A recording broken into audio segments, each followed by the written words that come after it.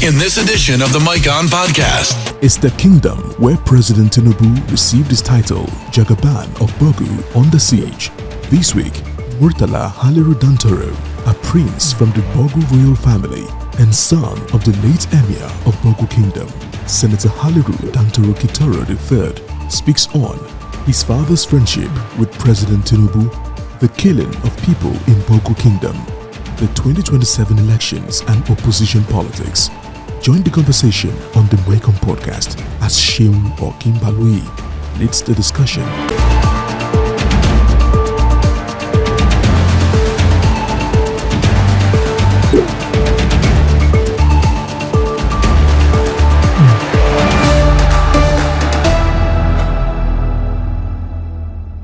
Hello, everyone, and welcome to the Mike On Podcast. On this episode, we're going to be talking about quite a number of things, but our attention is on security in Niger State, especially in the Bogu Kingdom.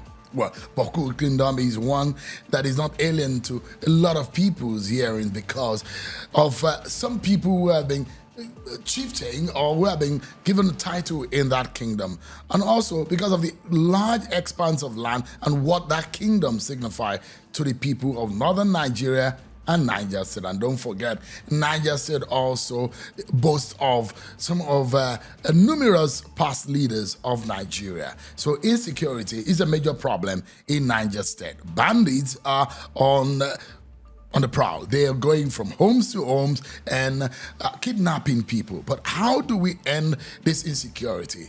Those who are either leaders or citizens of that kingdom are worried about the situation, which is the microcosm of the macrocosm. If you understand what I mean, it's a picture of what happens in the larger Nigeria scenario. I'm being joined on the podcast today by a royal blood, a prince of the Bogu Kingdom, Honorable Murtala Dantoro. Thanks so much indeed for joining us on the Mike On Podcast. Thank you so much. I appreciate it. Thank you so much indeed. Yeah. I know that you are from the royal family. Absolutely. And the kingdom of Bogu. Your father, Royal Highness Haliru Dantoro, conferred the title, the Jagaban Bogu, to the President Bola Tinubu. That suggests a close relationship between your family and the current president. Absolutely. How close are you personally to President Tinubu? I am not close to him.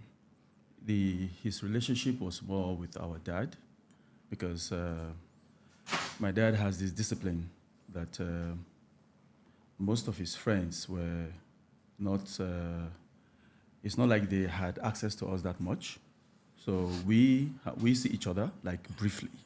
But I think it's just one of few of my friends or my brothers that are close to the president. But I don't think they're close to him anymore because now he's the president, so it's very difficult to get through to him. But your dad was very close with him. Extremely. They were like brothers. They were like brothers. And, even your dad and President Tinubu were like brothers. They were like brothers. And that's why he conferred on him the Jagaban Bogu. And the thing is, most people don't know what's going on, what happened before the Jagaban.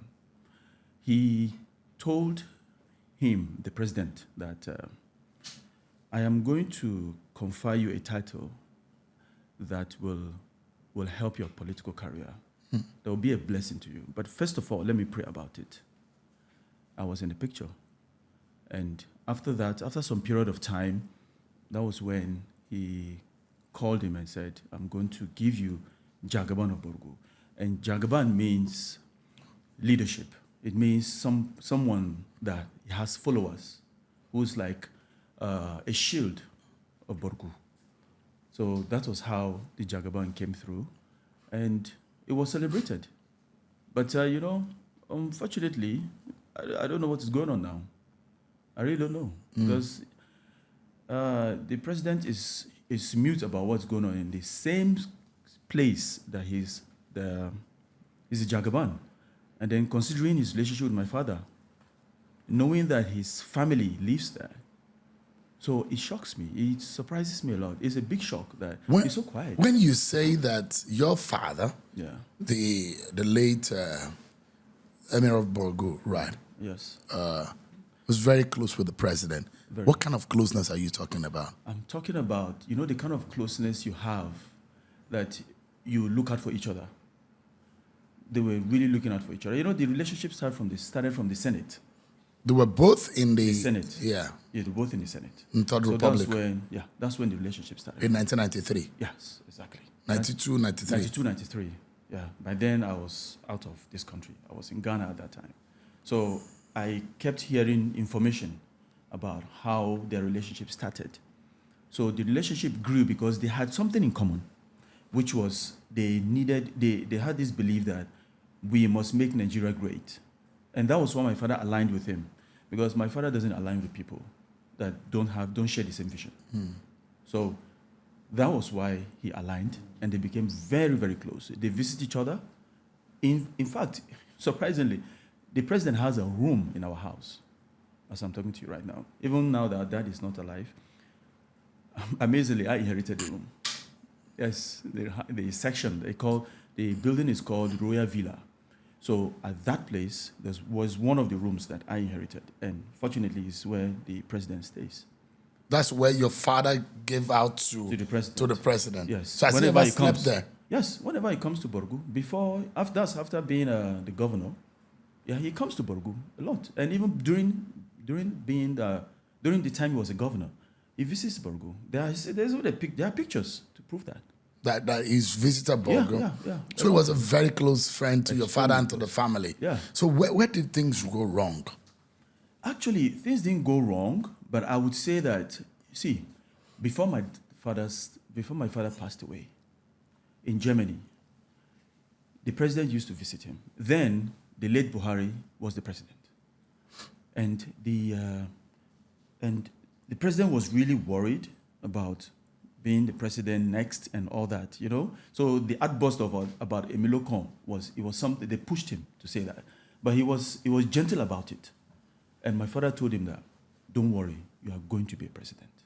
You will be a president because you deserve being a president. And you know what? It's surprising how people turn to take their minds away from my father's legacy. This whole APC was him. I was one of the first disciples that he sent to the president, the current president, in 2010 in Lagos. That I went to his house. We went, me and his personal assistant, that was Mr. Mike. We went to his house, and he told us, my father said we should tell him, one of the messages he gave us was to tell him that, he used to call him Bola. He said, tell Bola that I want him and Buhari to come together, to form a party. If they cannot come together and form a party, they can't be in power because PDP was that strong. So that was where the APC was giving birth. And surprisingly, today, people are in APC and they have forgotten that this man was the genesis of APC. And today, his home is terrorized by insecurity, and nobody seems to talk about it. I'll come to that in a bit. And I'm wondering, so now you've explained the reasons why the closeness is not, the ties is being sort of broken, that is no longer there. And because a lot of people will wonder, maybe you are an APC member, because I know you are eyeing the National Assembly seat from Niger State. Yes. But you're seeking that from the ADC platform. Is that right? Yes, absolutely. It's so bad that you can run on the APC. The APC, it's unfortunate. I'm a son of my father. We like to groom something. My father was someone who likes to groom a party, who likes to groom something good because of his belief. I have a belief that I should be part of a good news because I am interested in legacy. So I looked at APC. The APC is never a platform for me to start on because they will not see the potential you have because most of them feel entitled to the party. They feel entitled that this party is ours. So if you want to come in, you have to start from somewhere that is nowhere. Therefore, I looked at it, I'd be like, it's not going to work for me because our visions don't align. The current people on board now, our visions don't align. So that is why Even the governor of Niger State, No. you don't see yourself, you're ideologically aligned. You don't see yourself aligning with him ideologically. no, I'm not even talking about the governor. I'm talking about my constituency, my local Your government. concern, APC in your In my local in your- government. okay. Yes, it doesn't align. So I don't want to be there because I feel I have a lot to give my people. I've been in the system for a while. So the best thing is to start from somewhere that they will see the vision that I have. That is why I went on the ADC. So you talk about Bergu passionately, and you're one of those people who are already saying there's something wrong in Bergu. Is Bergu under siege? Yes. There's no peace in Borgu at the moment. They don't know the volume of insecurity in Borgu right now. Do you know that right now in New Busa, being the capital town of Borgu Kingdom, we have set up IDP camps right now. There are IDP camps at the moment. We have over almost 200 people, both mothers and children, in Borgu at the moment, and we are seeking for relief materials. Do you know how come this whole thing started?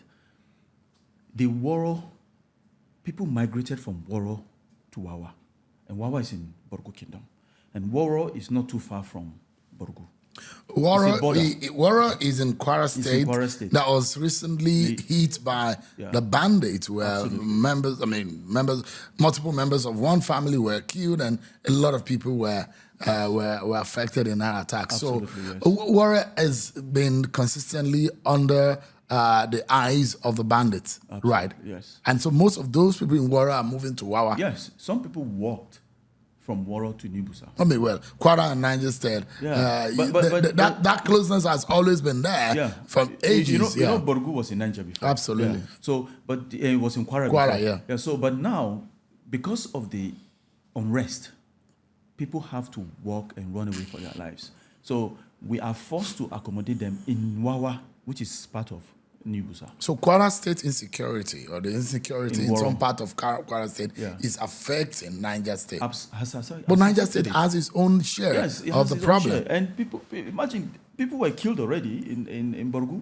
A lot of people were killed in Agora. Some of the people in Agora have moved into Wawa as well. And some are moving into New Busa. So you see that the thing is coming closer to the main town, where this man's family lives. Our late father family lives in New Busa. So it breaks my heart how they just simply forget this man. That this is Borgu. Whatever they are enjoying today in APC, was through this man. It should be a certain kind of commitment that we should fight for him. Today he's not alive. We should fight for him. But everybody seems quiet. What really happened in Kasuwandaji in January? Kasuwandaji was raided by the bandits. And I'm finding it very hard to say because it breaks my heart. People were kidnapped, some were killed. And some of them also migrated to New Busa at the moment. It was a serious raid. It was killing. They really killed people, and it breaks my heart. I'm finding it very difficult to say because trust me, we witnessed it. You don't know how painful these things are until you witness them, because this is reality. We understand about 30 to 40 people were killed in the attack. Well, according to the counting, but some were taken away as well. But do you people feel helpless? Yes. But there's a government in place. Yeah, but the government How would you has feel limits. helpless? The government has limits. I'm not saying the governor is not doing his best, but he's not the commander-in-chief, right? The shield of Borgu is the commander-in-chief. The president today is the commander-in-chief. My father would expect that he will take good care of his land. But everywhere is quiet. Like it should be a sense of passion that this is my late friend's land. His family is there. His family is at risk. It should be a priority case. And perhaps anytime he remembers Jagaban Borgu. He should remember his family, his friends' But family. do you think he's really aware that Borgu is under siege, like you said? Of course. I think I've made a lot of noise for him to know that there's something wrong. I have tried my best. The governor is trying his best. The emir is trying his best. Why do you think Borgu is particularly under focus from these insurgents? Is there a reason? Okay, let me give you this. See, I don't know if you've been to Borgu before. From Mokwa all the way to New Busa. Look, if you travel on that road, even during the day, after EB, you'll be panicking till you get to New Busa because the entire place is bushy, both right and left. That is a Kanji Lake National Park. So it is already an open field for any insecurity to settle in, for any bandits to settle in, because the place is unchecked. Now you get. And you know, these people look for somewhere to lodge. And they realize that that place is untouched because based on the historical, but it's based on the law, nobody's allowed to farm there, nobody's allowed to live there, it's only for the animals. But it's not, there are no animals anymore. I've been traveling on that road, God knows I've not even seen a lizard. So that is one thing. The second part of the Kanji Lake National Park, there are two sectors, which is the Borgu Zugurma, and then the other part is the Barutin Kayama sector. And that other side, all the way to Babana. You know, Babana is close to the border. So the Kanji Lake National Park there is massive and is untouched. The whole place is isolated. So it's a breathing ground for... Oh, God.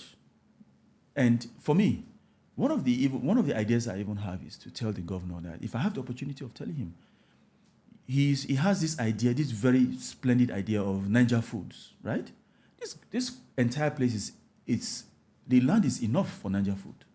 Why don't he go there, go through whatever process? He's the executive governor, and take charge of that land, of those national park, and have this Ninja food there.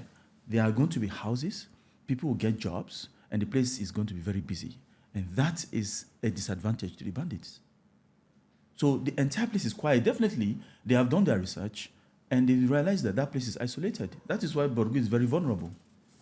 Borgu is just like in between, surrounded by water at the same time by the national park. And these are some of the things that people feared about some of these, would you call it ungoverned spaces, or spaces that you imagine that will help some of these insurgents to thrive, and that's how they've taken over some of the. You fear that if care is not taken, these areas, this expanse of land that you're talking about, could become a larger problem, not only the Niger State, but to the North Central region.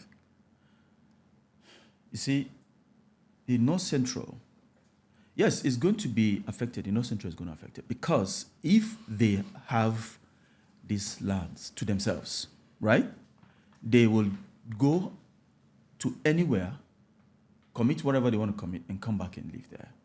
Because look, through Yashikira, you can access Kwara, right, from the national park. So, and then in that Borgu, in Agwara, local government, you have Kebbi State. And from Kebbi, you go to the other states. So they could have that as their point of relaxation, point of living, and be like, we'll go do whatever we want to do and come back here, because after all, we are unchecked. Do you understand? So it is critical. You see, this thing that we are, there is not paid, attention is not paid to. You see, there's a level of insecurity that will be growing, because if you allow these people to continue doing what they are doing, they will feel so comfortable and continue doing what they are doing. So it's not just New Busa or Borgu that is at risk. They'll be going into other states. You don't think that this is a failing of the state government to coordinate the security of the state? You think that the buck stop at the president table? Because there are those who believe that you have always, there's a lot of niceties, that a lot of good things that you say about the governor, and yet a lot of your people in Borgu are living in fear. Do you have a fear of speaking truth to power? No. It's not fear. I'm a factual person. See, the governor, Umaru Bago, is the governor of Niger State. He has his limits. I tell most of my people that we talk to, I be like, look, the governor has limits. He has no power to deploy anything. He has no power to deploy the police or the army. He can only come and speak to his people and do what he can do for his people. And that is where his power ends. But if you realize from my antecedents in all my media talk, I have been talking straight, drawing the attention of the president. The president is somebody that I know. He's a father. So I believe he should look at it and be like, okay, I have the power to deploy. We have a 221 battalion in Borgu. We have Air Force and Navy. Navy, my late father brought in the idea of Navy in the Shagunu side where they have massive water. So there is also a presence of the Navy. All he needs to do is to provide proactive security, not reactive security. So it's that's why I don't really blame the governor. You don't think that the ex-generals who are from Niger State, and they're very influential, yes, you don't think that they could help in any way? Yeah, they can help by speaking to the president. But I don't know how far that is because so you people feel rejected by the president or left? I feel the president we expect a lot from him. Are you disappointed? Yes, I am. Because President Tinubu disappoints you? Yeah, it hurts me. It's not, I'm speaking for the hundreds and thousands of people in Borgu. We are hurt because it's something that he should take very serious. It's the Jagaban, for God's sake. Of Borgu? Yes, of Borgu. And Borgu is under attack. It breaks my heart, to be honest. Like, I felt, look, you know what? From the inception of this whole thing, this insecurity, I felt like after a few weeks, when people talk to me, I'd be like, oh, don't worry, the president is going to do something. Because I'm certain he's going to do something. Because I know how he loved my late father. I know how they were close. Today, the man is not alive, and his land is dying. He's in his grave. The man is dying. The land is dying. The land is bleeding. Come on. Do you know what? If you're going to turn the table around, it's my father, you act swift. Because my father has this thing of taking care of people. So, and he knows it. The president knows it. I'm speaking to him as a father that his own children are hurt. He should come out and help. But there are those who will say, it is not only Borgu. Some people in Kaduna State will say the same thing. Yeah. Some people in Kwara State will say the same thing. Of course. But I'm sorry, it doesn't mean that I shouldn't speak for my people, right? I have to speak for my people. And who knows, from speaking for my people, it could spread to the other places, but I have to speak for my people. But is there an alternative, an option that the people of Borgu are looking at in terms of the manner in which their lives can be better secured and in which they think that could help them be safer? Yes, it's simple. We want the president to give the order like he gave to Waro. We need that order as well. Because we even have the base there. The army base is there. We have Air Force right there. It's not like they are not trying. The Air Force has been trying, flying around. They've been doing their best. But when there is no order, there won't be boots on grounds. We need boots on grounds. That is the only way they will feel secure. You know what? If the people of Borgu could see the green uniform, the army on grounds, trust me, they'll go to sleep. With what is happening in Niger State and what you see on the ground, do you think the people of Niger State will vote for Bola Tinubu and the APC? Wow. That'll be very difficult. As Tinubu and the APC lost Niger State? Yeah. Especially in Zone C. Because right now the crisis of this insecurity is in Zone C. In fact, you know what? Before the time the president, before he came on power, yeah, every person that I knew in Borgu was like, it is our Jagaban. We have to put him in power. We have to support him because the late Dantoro said these people are his people and he believed in them. That is what I mean by the late President Buhari and Bola Tinubu, the president, His Excellency. So the people of Borgu entirely, I'm talking about Borgo and Agwara, local government. They believed that this is our person. He is our Jagaban. He is our leader. So they went all out. Do you know what people went through? We went through a lot to vote for him. It's not even because of some people speaking on his behalf. No, we loved him already from day one. And now, I'm speaking for a lot of people because I have the grassroots information. When people are telling you that they are hurt, they are disappointed, that he's not even saying anything about the land that he cared for or he cares for. You see? So when you talk about voting for APC, it's scanty. Very, very scanty. So there's danger to the APC votes. Oh, yes, absolutely. In Niger State. Absolutely. Absolutely. Especially in Zone C. So you look at the party which you belong, the ADC, and it has attracted more political figures, and some of the supporters who regard as reform-minded personalities, people like Amechi, Peter Obi, Atiku Abubakar, and the rest. Do they have chance against Bola Tinubu? Oh, they do. Absolutely. With the way things are going, they do. And right now, it's not about the power that be, it's about the people, the grassroots. The grassroots are hurt.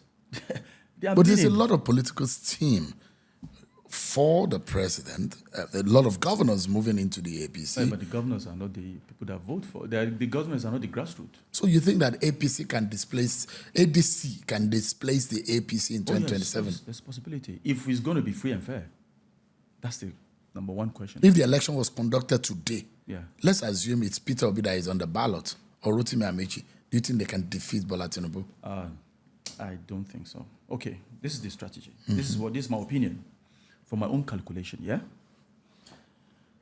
You see, Peter Obi is my guy. I love him. He's good.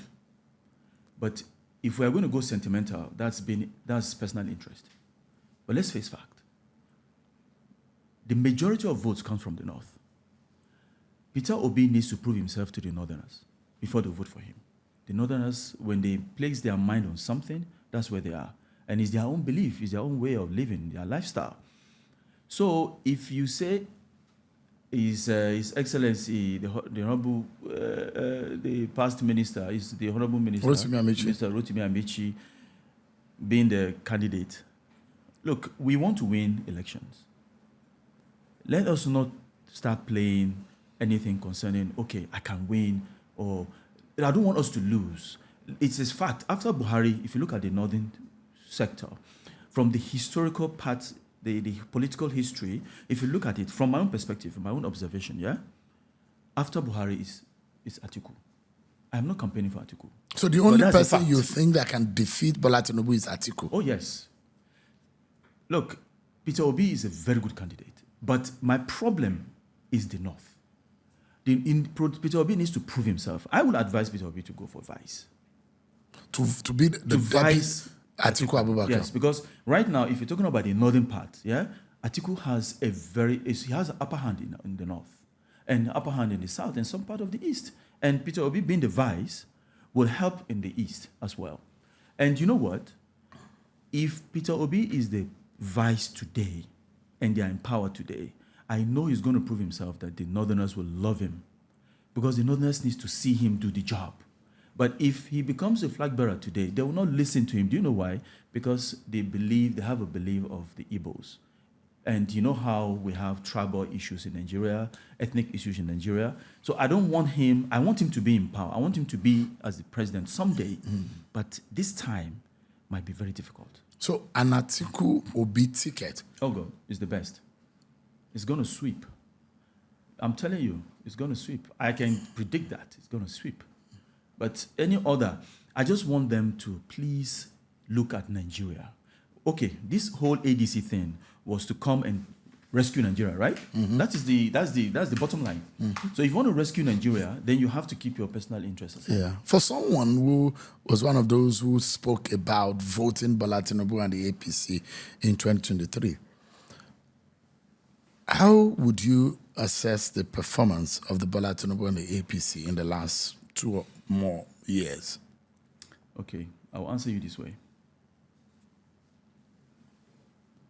if my father were to be alive, he would get a stroke. Over what? He'll be disappointed. The first thing that will disappoint him, the economic, the way people are crying, the insecurity, it will hurt him. Do you know that man, every day of his life, he always thinks about how Nigeria will become better. And he lost his life in the process of that. So I've answered you. That is how he'll be hurt. Because he didn't envisage to see these kind of things happening. Because he believed in them. Look, the president I know, the President Bola Ahmed Tinubu that I know, is a good man. But I don't know what's happening. I really don't know what's happening. If you are to... I'm hurt. Yeah. I don't know what's happening. To wrap up, if you are to... Let's assume that the president is listening to you right now. What would you be telling him? He should be the man that my father believed in. He should please be the man that my father believed in. He should show that empathy that my father believed that he had. And I know it's still there. But whatever reason, I just want to say His Excellency should please remember their relationship with my late father, what they discussed and how they intend to rescue Nigeria, how to make Nigeria better. He should remember that. He should pay attention to that. He should not listen to the inbox. He should listen to the outbox. He should listen to people like us that will tell him that this is the truth, because I want him to be better. I have nothing against him. He's doing his best. It's not easy to be a president of Nigeria, but he is the boss. He can still say, this is it, and it should be. That is what I believe. I mean, that's what I have to say. Honorable Murtala Dantoro, thank you so much indeed for your time on the MyCom podcast. We appreciate it. Thank you so much. And our heart goes out to the people of Borgu. We hope that the land will be restored and your people will have peace once again. Thank you so much indeed. But that's our conversation today with Honorable Murtala Dantoro, the son of the late Emir of the Borgu Kingdom. Is incidentally the man who gave the title of the Jagaban Borgu to the President Bola Tinubu. But that's our show for today, everyone. Many thanks for watching. I'm Sean Wakimale. Don't forget that you can share. You can also follow and subscribe to our YouTube channel. That way, you get to easily know whenever we have a new episode for you. Thanks so much for watching. I'll see you next time. Bye for now. Thank you for joining us on this edition of Mike On Podcast with Shayon Okimbaloi. Mike On Podcast for the independent mind.